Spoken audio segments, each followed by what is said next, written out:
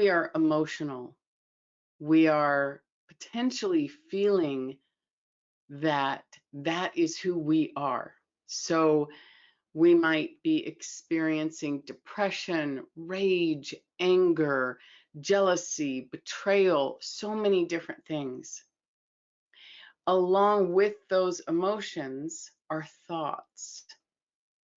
And those thoughts can be connected to emotion or not, but often the thoughts are negative and repetitive.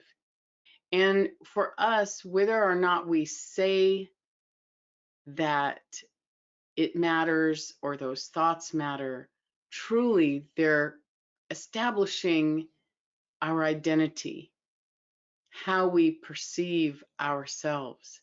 And if they're in the far background, they are still motivating our choices in the world.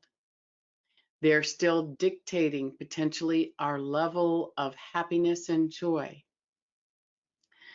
So as we're growing, we're not just intentionally choosing to open our hearts and learn about love and bring love into the world. We are also working to find a position in which we can choose love and choose our heart as our focal point. So imagine that the room you are sitting in right now, wherever you are, that is your ego. And if you are in an airport or a huge place, imagine you're back at home in your bedroom or your office. And if you look around, let's pretend there are no doors, or if there are doorways, that there's a door that's closed. You're sitting there. You see all the things in your space. Let's say that you have beds and desks and lamps, any number of things. And imagine that all of those things are your thoughts. Those are the things that give you the feedback about who you are. And in this room, you don't really have any perspective. You might hear stories about bigger places or better experiences, but all you know is this room. Now, what I've said in the past is that the ego cannot heal itself. And yet in your ego, when you're there, it works very hard to make you believe it can. So imagine that when you're in your room, all you can do is potentially move things around, kind of rearrange, push things against the wall, create more space for yourself. But in terms of cleaning and emptying your space, you don't have the ability to do that from within your space.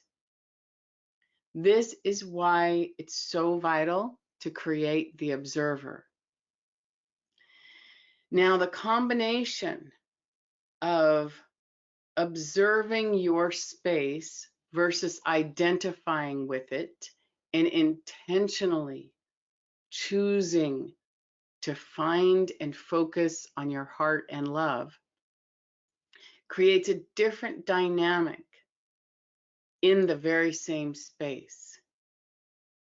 So let's say that instead of being hysterical in your space, trying to fix it, trying to create more space for yourself, trying to rearrange things and move things around, that instead you just watch everything.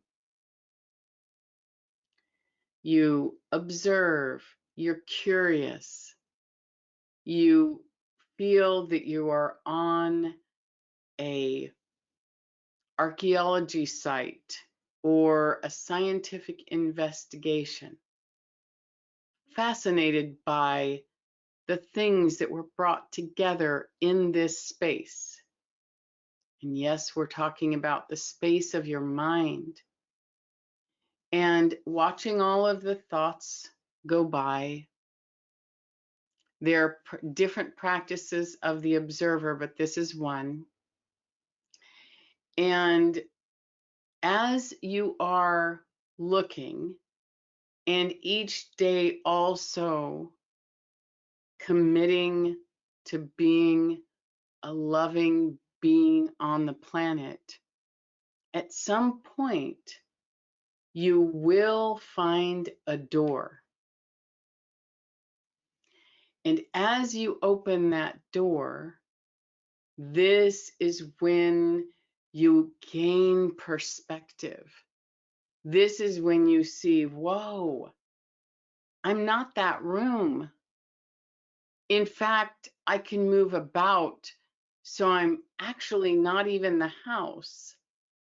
But as I expand and I'm able to explore with this new sense of myself, I can more easily begin to adventure in consciousness and in the cosmos.